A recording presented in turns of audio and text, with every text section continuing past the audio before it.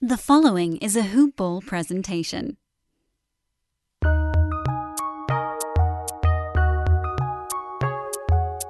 Welcome to the Fantasy NBA Today podcast.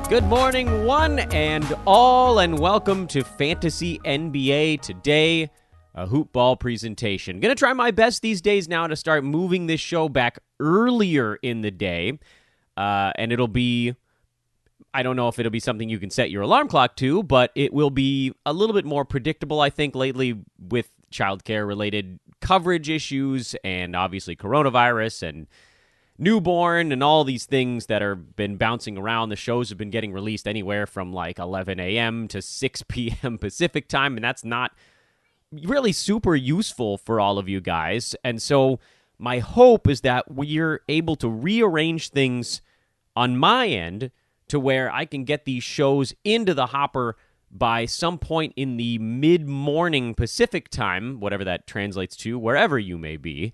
And then you can start to, again, not set your alarm clock to it, but at least start to know when you can check your phone and look for that new episode.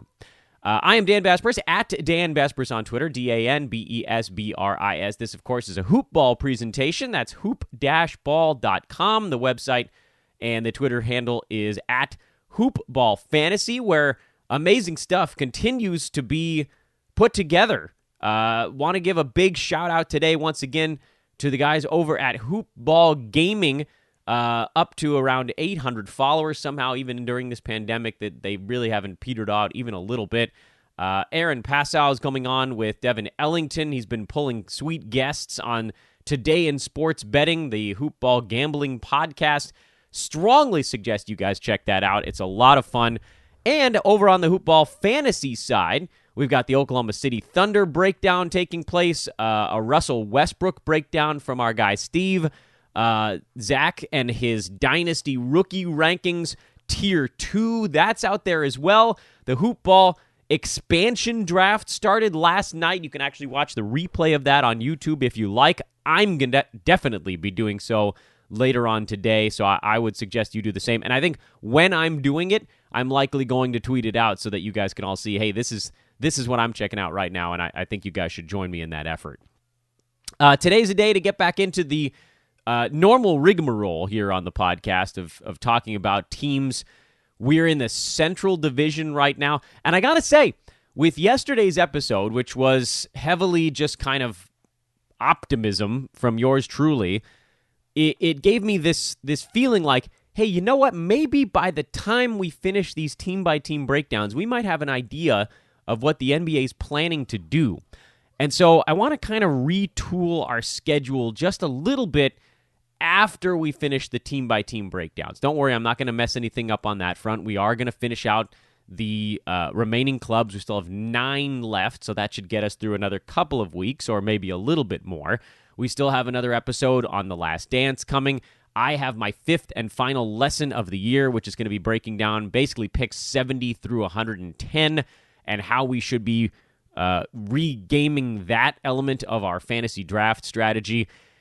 And we'll likely talk to some Hoop Ball pros mixed in there as well. We're going to be talking to Adam King, who, with our buddy Josh Millman, set up a pretty cool historical fantasy draft, so we can go through some of the details on that as well. And all of these things I will be figuring out here shortly as I get my schedule figured out, which I'm sure is a problem a lot of us are having these days, just sort of not knowing what's going on from a minute-to-minute basis and just putting the pieces together. In fact, right now I'm recording this podcast with my amazing son Asher playing ABC Mouse on the computer directly behind me.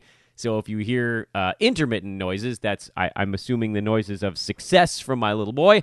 And we're just going to see how this works. Ash, can you tell me, are you going to play nice and quietly while Daddy does his podcast?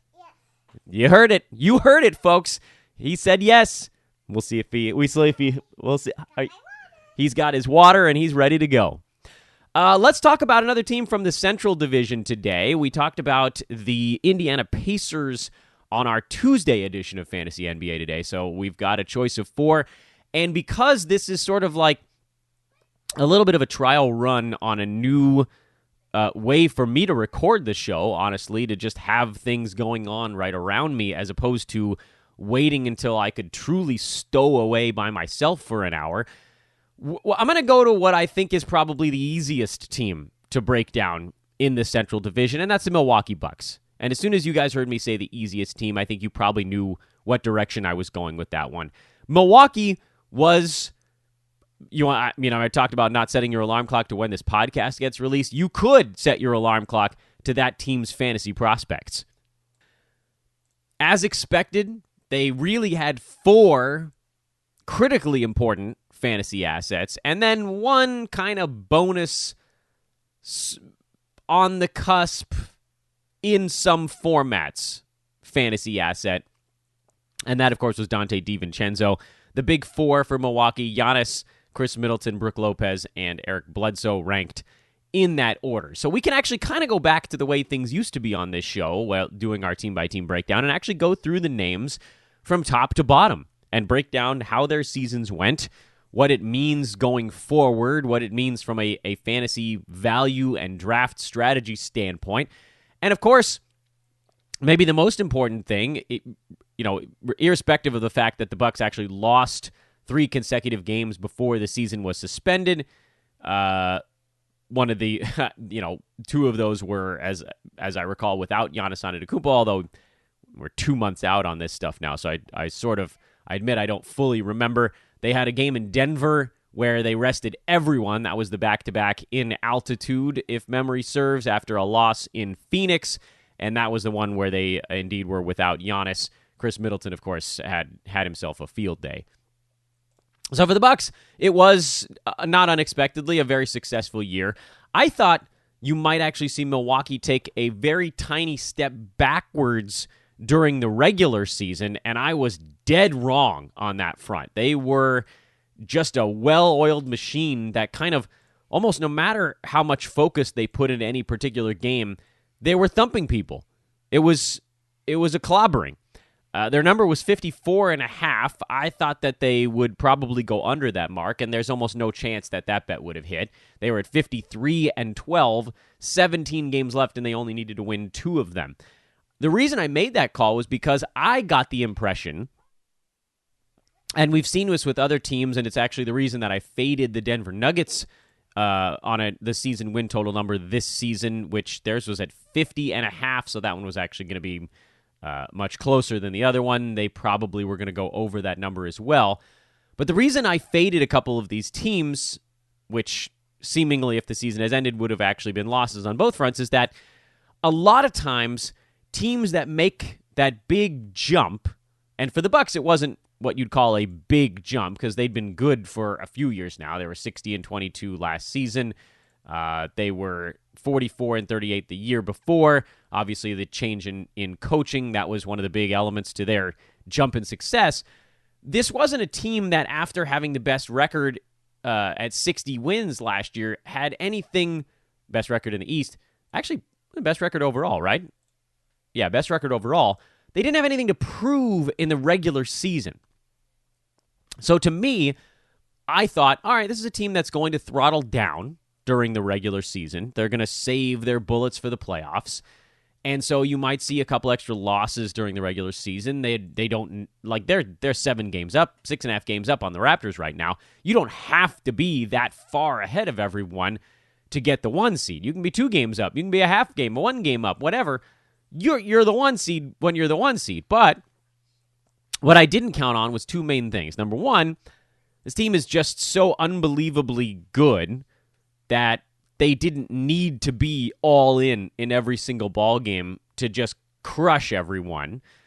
2, they were unbelievable at home at 28-3, second best home record in the Eastern Conference to those crazy Jekyll and Hyde 76ers, who were 29-2 at home and 10-24 on the road. And 3, the Bucks actually did throttle down this year and still beat the pants off of everyone. And the only evidence you need for that is looking at the minutes per game number for Giannis Antetokounmpo, who was down 2 minutes per game this year at 29.7. And in fact, the only Buck who went over 30 minutes a game this season, was Chris Middleton at 30.1. So it was truly barely getting over 30 minutes. And you could see that this was not an accident. This was by design. Giannis was at 33 minutes last year. Middleton was at 31, so not quite as large of a drop for Chris as it was for Antetokounmpo. And then over on the Brook Lopez, Eric Bledsoe front, those guys were both in the high 20s last year. Bledsoe down about 2 minutes this season. Lopez also down about 2 minutes this season. Some of that's blowouts, but they had plenty of those last year as well. A lot of that was, again, by design to try to keep their guys fresh, not overwork them. And they figured, all right, well, if our key guys play 2 minutes less per ball game and we lose 2 or 3 extra games, it's really not going to change much for this team. Interestingly, though, Giannis, his value only took a hit because of free throw percent. He scored 28 points per game last year. He was at 27.7, 12.5, 6, 1.3 steals, 1.5 blocks, 73% free throw on extremely high volume. This year, the scoring for Antetokounmpo was actually up. He took almost 3 shots more per game in 2.5 minutes less on the floor. Scoring was up, rebounding was up, assists were the same, steals and blocks were down significantly. Field goal percent was down, but again, he was taking so many shots that it sort of counterbalanced it a little bit. And then the big hit on Giannis, who was number 6 on a per-game basis last year with those big eye-popping numbers, was down to number 19 this year. That is a huge drop. And I know it doesn't seem like a lot. It's only 13 spots. We've talked before about how big of a difference it is between the first and the second round because those drop-offs between each player are marked. He was, from a value standpoint, about half as valuable this year as he was last year. The loss of steals and blocks, the lower field goal percent, the brutal, almost unrecoverable free throw percent that he was putting up, it wasn't enough to balance out the increase in scoring and rebounding. And so when you look at Giannis from a reality perspective, he's obviously still destroying the league, and almost nobody can stand in his way at the current moment, aside from a select few people that push him out towards the perimeter. But from a fantasy standpoint, that's what we care about. What is his game doing, and where is it going next, and what does it mean on draft day? Well, number one, I don't see his minutes trending up at any point in the near future. This team is sort of built to succeed, and there aren't going to be many large-scale changes with this club. Middleton is signed long-term. Giannis, everybody's waiting on his free agency at the end of next year, so that's not changing for at least another season. Eric Bledsoe, he's locked in. So, the key cogs on this team really aren't going anywhere. I believe Brook Lopez has a 4-year deal as well. I can triple check on that. He's good for the next half decade in Milwaukee too. So this team is not changing anytime soon. They're going to be beating up on a very weak Eastern Conference. So you get all these easy ones. And so you're going to get a few things. Number one, Giannis missed, again, 7 or 8 games this year. He missed 10 last season. He's not going to play in all 82. He doesn't need to. What about those 4 categories, to me, that sort of redefine what he is as a fantasy player? And yes, he made 1.5 3-pointers a game this season as opposed to 0.7 last year, but I would happily give back that 0.8 3-pointers for the extra 4% in field goal shooting. That to me is a far more valuable stat. So what is the steals? What is the blocks? The field goal percent, the free throw percent? What really does the future hold for Giannis Antetokounmpo?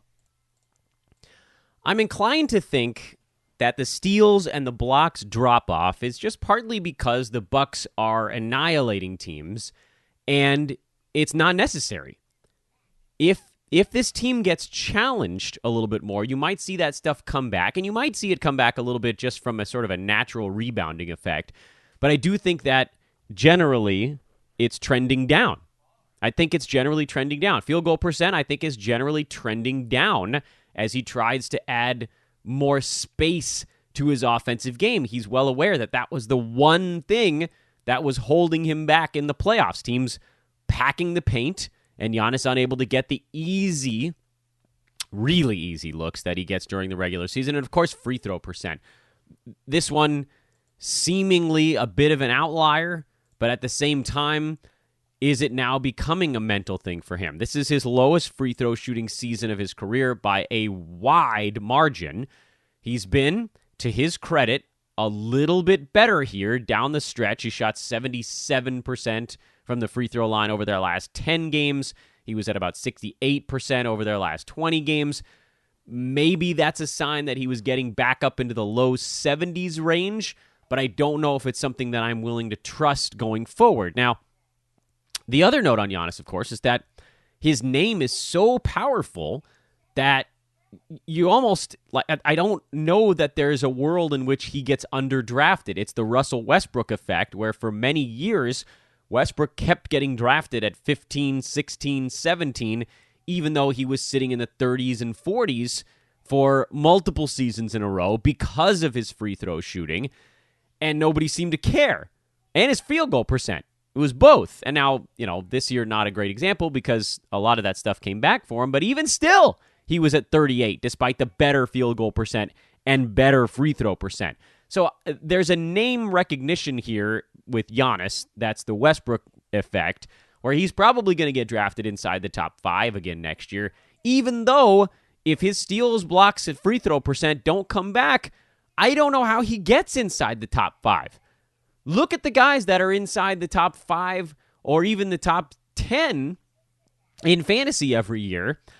There's almost no one in there that's killing you in one or the percentages. There aren't punt guys in that mix. And the closest thing we got this year was LeBron James, who was shooting 70% at the free throw line on about 6 attempts per ball game, and he was number 11 on a per-game basis. If you go upwards of that, Hassan Whiteside at 68% is as low as that number goes. James Harden at 43.5% on field goal shooting is as low as that number goes. There's no one even in the ballpark of what Giannis's free throw percent is doing to a fantasy value. It's the Andre Drummond, it's the Rudy Gobert, it's the Ben Simmons, where as great as they are at so many categories, one really rough one is enough to take them out of the first round. So I'd love to say that I think Giannis is going to be some sort of value next year, but I don't believe that to be true.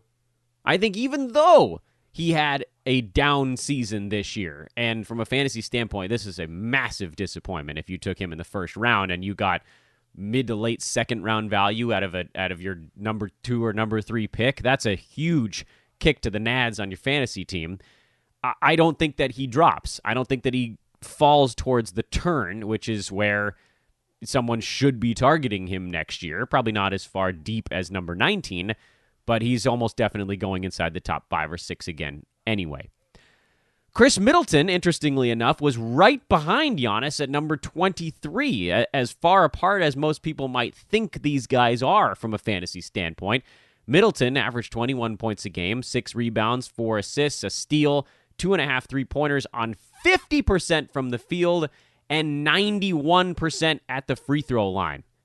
Those are eye-popping numbers for Middleton, and it's the type of stuff that we were hoping for last year when he ended up as something of a disappointment. And he's been one of those guys where, I'll admit, this podcast has kind of been just a little bit off last year.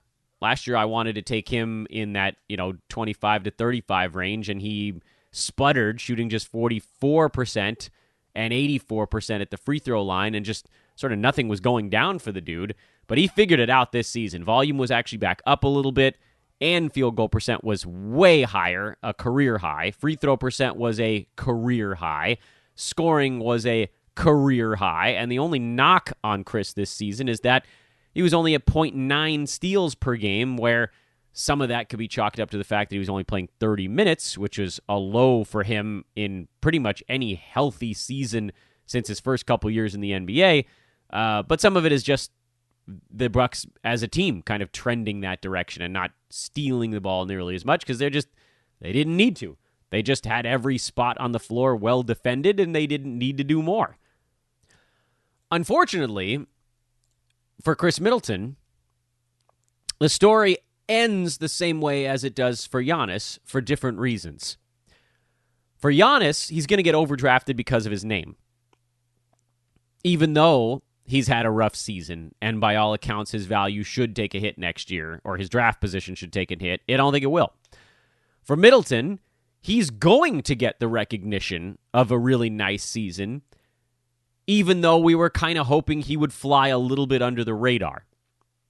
So he will likely get drafted closer to where he belongs next year, as opposed to being a guy that generally falls because he plays in the shadow of Giannis Antetokounmpo. Now, do I think he goes as high as 23, which is where he finished this year? No. I also think this is about as good a season as he's going to put together as the number 2 fiddle on this Milwaukee Bucks roster. From a handicapping standpoint, if you look at Chris Middleton's line, the only things you really need to pay attention to are steals, field goal percent, and free throw percent. Blocks aren't going anywhere. He's never blocked shots in his career. The rebounds have been fairly consistent, with box-out artist Brook Lopez creating those opportunities for Giannis and for really anybody else. The assists have been largely unchanged for 3 consecutive seasons.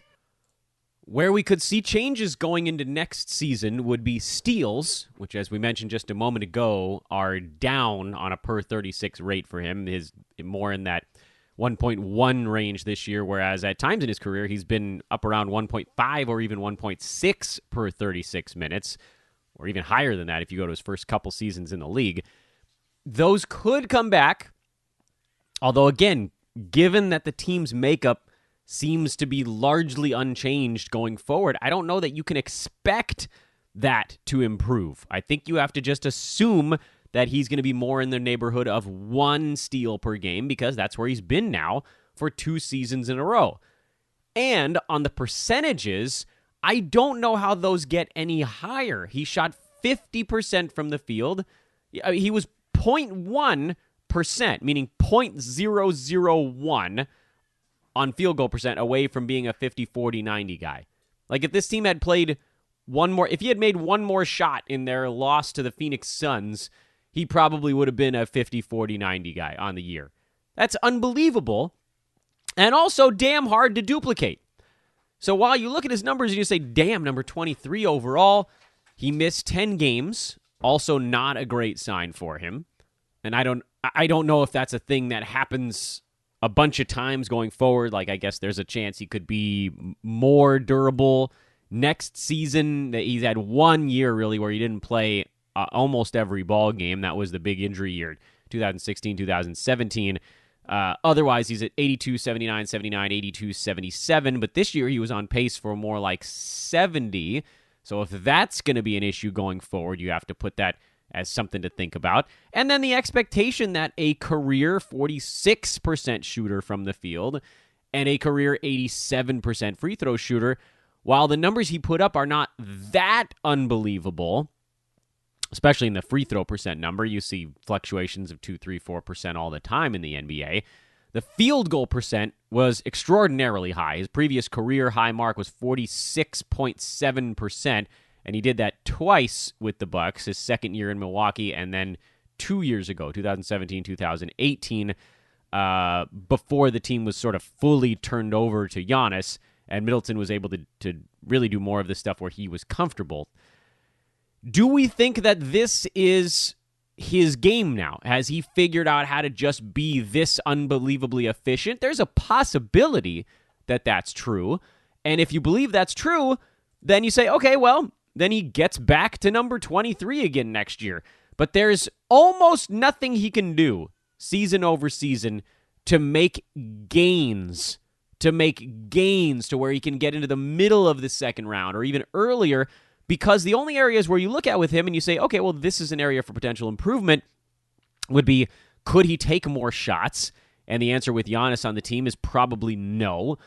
Could he get more steals after watching 2 seasons now of around 1 steal per game and 1.1, 1.2 per 36? The answer is probably no. Could he play more minutes next year? I doubt it, given the fact that this team has a playoff spot pretty much locked up before the season begins, given how much talent they have and how wimpy most of the Eastern Conference is. There's just no place with his handicap where you say he could get better.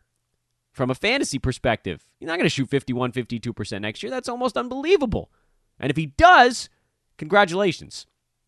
The hope, of course, with Middleton is that everybody looked at his numbers and were not unbelievably inspired by 21, 6, and 4. Those are good numbers in the popcorn departments. They're not eye-popping because not any one of them is enough to carry your team. He was better than average in scoring. He was around league average in rebounding. He was slightly better than average in assists. He was slightly better than average in three-pointers. So these are all positives for him, but it's not like when you look at, I don't know. I mean, take players that are even ranked right around him. Luka Doncic was number 25, and he went for 29, 9, and 9. Those are eye-popping numbers, but he had these big shortcomings. High turnovers, bad free throw percent, or worsening as the season went on, that hurt Luka and dropped him behind Chris Middleton. So, to me, is there any question in anyone's mind who's going to be drafted earlier between those two guys? What about Brandon Ingram at 29? I think there's a reasonable chance he gets drafted in front of Chris Middleton next year. What about DeAndre Ayton, who only played 30 games, was ranked right next to Chris Middleton this year? I think his blocks and his field goal percent and 12 rebounds a game, these are the kinds of numbers you look at where you're like, oh, damn, that's making a dent into a category. Whereas with Middleton, all he's doing all season long is quietly helping you in like 6 out of 9 categories without really hurting you in anything besides blocks. He's giving you nothing in just one statistical category, but he's solid to good in every other category. That's a really valuable player to have on your team, especially if you can get him in the 3rd or 4th round. And that, of course, is the question. Where will you get him next year? He was drafted in the 4th round in most fantasy drafts this season, which is turning out to be a pretty colossal steal. I believe his, the hell was his ADP? It was 45. It's going to be higher than that. Where would I take him? I take him in the 30s. I'm comfortable with that. Even if there's a drop-off in field goal percent, I'm comfortable with the 30s. He seems comfortable, but again, this season was about as good as it gets. Brook Lopez was the 3rd highest player ranked on the club at number 60 in 9 category leagues, and he is the quietest number 60, ever. I mean, he's always right in that same spot. His ADP was pretty close, actually, to where he got drafted this season. His ADP was in the high 50s, so by that account, he was perhaps a tiny bit of a disappointment at 11 points per game, 4.5 rebounds, 2.5 blocks, and 0.7 steals. Just 1.4 three-pointers per game this year. That has to be the number that surprises a lot of people. That's significantly lower than last year when he shot about 2.5% higher on almost the same shot volume, but his three-point percent was down, and his three-point attempts were also way down. I can't fully explain that. His minutes were down a little bit, about 2 per game, but nothing that he shouldn't be able to overcome. It's about a 10% drop-off there, which you can probably explain in the scoring and rebounding departments, but where you can't really explain it is the field goal percent. He's been a guy that has taken a bunch of three-pointers now for 4 seasons in a row, and the first 3 of those years, he shot 47, 46.5, and 45%, and about 35-ish percent from downtown. Then this year, all of a sudden, 30% from downtown, far fewer three-pointers attempted, and 42.5% from the field. Was last year a contract year situation? It's conceivable. Is this Brook Lopez going forward? Also conceivable. Let's remember, he's not an ultra-young guy. He's 32 already. So he's someone, as a big man, that you have to assume is actually going to be a little bit on the downslope. I'm still perfectly comfortable drafting Brook Lopez in that 55 to 75 range, if indeed that's where he ends up, because, listen, let's be honest here, 2.5 blocks a game is huge. He's not helping you in field goal percent. You just have to sort of make note that you have to look somewhere else for that. But literally anyone in the NBA getting you 2.5 blocks per game is going to have some sort of value. In fact, because that category is so hard to find, the top, let me make sure I'm getting this right, 14 shot blockers in the NBA this year were all fantasy relevant. I'll rattle them off to you. Whiteside, Brook Lopez, Jonathan Isaac, Anthony Davis, Miles Turner, Kristaps Porzingis, Rudy Gobert, Mitchell Robinson, Clint Capella, DeAndre Ayton, LaMarcus Aldridge, Andre Drummond, Jaren Jackson Jr., and John Collins. You have to get all the way to JaVale McGee at 1.5 blocks per game to find someone who was ranked outside of the top 100 in 9 category leagues, and then you have a few of them after that. Most statistical categories, friends, don't work that way. For instance, the number 2 steals guy in the NBA was number 90 on a per-game basis. That's Chris Dunn. The number 13 steals guy was Elfrid Payton at number 125. Again, we just mentioned this. The top 14 shot blockers were all ranked inside the top 65 in the NBA this year. It's not the case in assists. Devontae Graham, Elfrid Payton. Devontae Graham was around number 80. Elfrid Payton, 125. Ja Morant was 127. It's not the case in assists. Blocks do sort of go hand in hand with, rebounding kind of goes hand in hand with blocks, so there is a certain tie in there. You have to get to number 14, that's Tristan Thompson, before you find someone outside the top 50 in rebounding.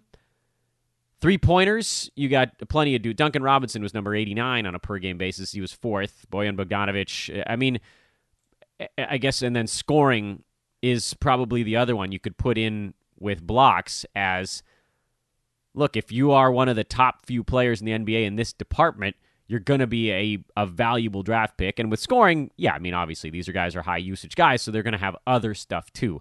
But as far as the more specialized categories go, like blocks, steals, assists, rebounds, threes, even if you look at some of the percentages, those are harder to rank because you have to worry about how many shots someone's taking. Blocks are really the one where if you say, look at the top 6, 7, 8, 9, 10, 11, 12-ish guys, these are all 4th-round picks or higher. And Brook Lopez is the deepest one as a 5th rounder. So yeah, I'm still comfortable taking Brook Lopez next year, even if there might be a downward trajectory to it. I think you'll be able to get him at a pretty good price. Eric Bledsoe is the last of the Beatles here on the Milwaukee Bucks, and he had, by all accounts, a pretty down season. To make sure I'm sorting this thing right on my computer screen, so I'm not saying the wrong stuff. Bledsoe, for many, many years in a row, was ranked somewhere between 35 and 50. He was like clockwork. Every year, he was right in there. The only issue with Bledsoe was you were worried, would he stay healthy for the entire season? And since he's gotten to Milwaukee and out from under the weird Phoenix stuff, that hasn't really been a huge problem. 71 of the remaining games he played with Milwaukee, pretty much played in all of them 2 years ago. Last year, 78 out of 82. This year, he missed, I believe, 9 games, which isn't a great sign, and actually speaks to kind of what went wrong this season. I've said it before. I think I even said it 2 days back on this podcast. One of the really easy ways you can see if somebody is healthy is to look at their steals rate. And I know we could argue that maybe Bledsoe is getting older, but he's actually still only 30 years old right now. So he's not, an antiquated fellow. His minutes per game this year were as low as any season since he left the Clippers as Chris Paul's backup at just 27 minutes per game. He missed time early in the year. He missed time intermittently during the year. And his steals were way, way down. And that was almost the entirety of what changed for Bledsoe this year. Some of that was Milwaukee's schemes. They moved away from steals. You saw it with Giannis, Middleton, and Bledsoe. All of their steals numbers were down this season. The minutes per game didn't have that large of an impact on Bledsoe. He still shot 48%, just like last year. His free throw percent was actually back up closer to his career mark at 81 instead of 75 last season. Rebounds and assists were exactly the same last year. Scoring was down half a point, but steals were down 0.6 per game. And that's the difference. That's the difference with Bledsoe, season over season. If you cranked his 0.9 steals back up to 1.5, he leaps from where he was, which right now was number 80 in 9 category leagues, right back up towards the edge of the top 50. I mean, we're talking about 2-ish rounds of value just from the difference in steals alone. That was a critical category for him throughout his career. That's where he was making his hay as one of those big, hey, this is a move-the-needle steals guy. And this year, he was just sort of like a quiet, plodding sort at 15, 4.5, and 5.5. That's just not going to get it done. So for Bledsoe, who generally makes the old man list, I think injury played a role in what happened this year. I think he's actually due for a little bit of a bounce back next season. But at the same time, I do want to caution all of us that it's possible that because Milwaukee just wants to play guys less, and because they aren't really gambling on the defensive side, because everyone can just stay in front of everyone else, they're just so damn solid over there, that steals might just be down for everybody on this team going forward. So Eric Bledsoe might be more like a top 75 guy as opposed to top 50, where he's been for multiple seasons in a row. And I think we need to make a little bit of an adjustment there and see how far he's falling in fantasy drafts this coming season, whenever the hell those drafts turn out to be. If he's getting drafted in the 60s and 70s, I'll take a shot on that. If he's still going to get drafted at 55, despite a down year, that's too early for me. Because I don't know that I necessarily believe the steals are coming all the way back. Even if health played a role, I think you're still looking at a little bit of a drop-off there, even if it's just because of playing 10% fewer minutes. 1.5 goes down to 1.35. That already is enough to knock him outside the top 50. So I would look for him in the 60s next year. And if things get great, you can look for him in the 70s. He'll be a very safe guy in that neck of the woods. But I wouldn't take him too much earlier. And I'd love it if he fell a little bit later. But he'll make some lists. Don't worry, he'll be on some of our lists. Last guy I want to talk about in Milwaukee is Dante DiVincenzo, who turned out to be a really safe top 100 plod guy at 9.5 points per game, 5 rebounds, 2 assists, 1.4 steals, 1.4 three-pointers. Percentages were not great. They weren't terrible. He was your prototypical weekly guy. You want a weekly leaguer? Dante DiVincenzo's your guy. He's going to play most of the games. He's going to just slowly churn out value. He was number 85 by totals on the year, so better than his per-game numbers because he only missed, I think you can count on one hand how many games he missed, 5 games or 6. Not really helping you in any one place. Steals, pretty good. Super low turnovers. Percentages are fine. This is the kind of guy you fill out the end of your roster with if you're in, say, an unlimited games format, a deeper bench, a weekly league, things like that where you're not beholden to a games cap. If you're beholden to a games cap and you're in a daily format, generally there were other guys out on the waiver wire that were doing more on a night-to-night basis than Dante DiVincenzo, who certainly had his moments this year, but it required other guys being hurt for him to really get to that point. So when everybody was healthy on this team, he was just sort of, head down, eyes closed, teeth gritted, and putting out, a few points, a few rebounds, that kind of thing. And then when people missed games, you saw him the last few with Giannis out, 17 points, 16 points, stuff like that. So there was a little bit of room for growth on him. But on this team, when you're fiddle number 5 or 6, it's pretty damn tough to create any measurable upside. He's a guy you draft if you're in those formats I was talking about. If you're in a daily league, if you're in a daily games cap type situation, there's no upside there. He's a low upside guy, unless Milwaukee makes some unprecedented move and gets rid of one of their big 4, which seems highly, highly unlikely. The only other way you see DiVincenzo working his way into more value is if his minutes trended up. But again, with all these other pieces, and they're never going to be short on bench with this team because they really want to keep the starters rested. Guys like Wesley Matthews, Pat Connaughton, they brought in Marvin Williams partway through the year, George Hill, Kyle Korver. This whole thing was set up so that the big guys wouldn't have to play a ton of minutes, and then the other guys can all sort of scrap and claw and get their 20, 21, 23 for Dante, whatever it is. If you turn him into a 26-minute guy, yeah, then he becomes a bit more fantasy relevant. Absolutely. But in this bench role, where a lot of his value was put up in short bursts when he was filling in for other dudes, that's just not a guy you necessarily need to have in a daily format all season long. And that's your Milwaukee Bucks. Those are the main guys I wanted to talk about. So again, from a value standpoint, I think Giannis continues to get overdrafted. You guys know that for many years, I've been the guy saying, I don't know how Giannis gets inside the top 3. Everybody keeps telling me he's going to be a top 3, and I don't see it. Well, then he went backwards. I didn't see that one coming, but you knew I wasn't drafting him.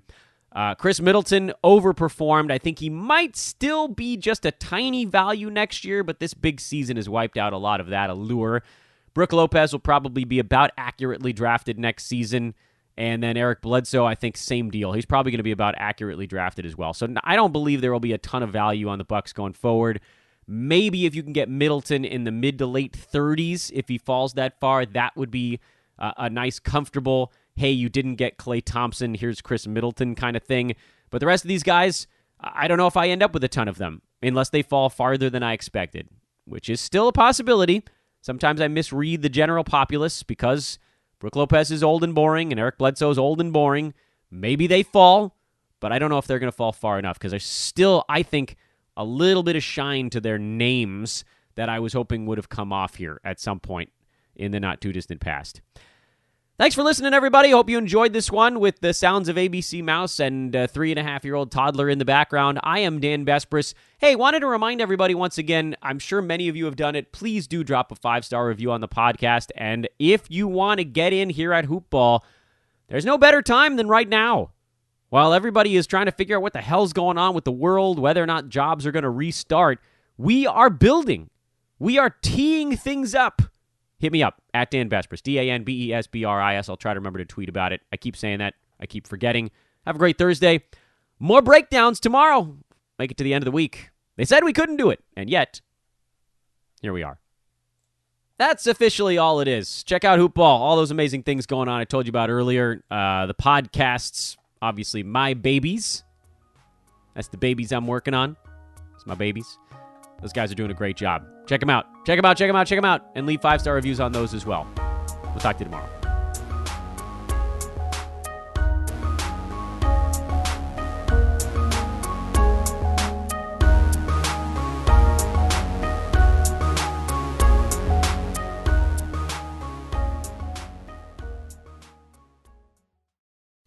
This has been a Hoop Ball presentation.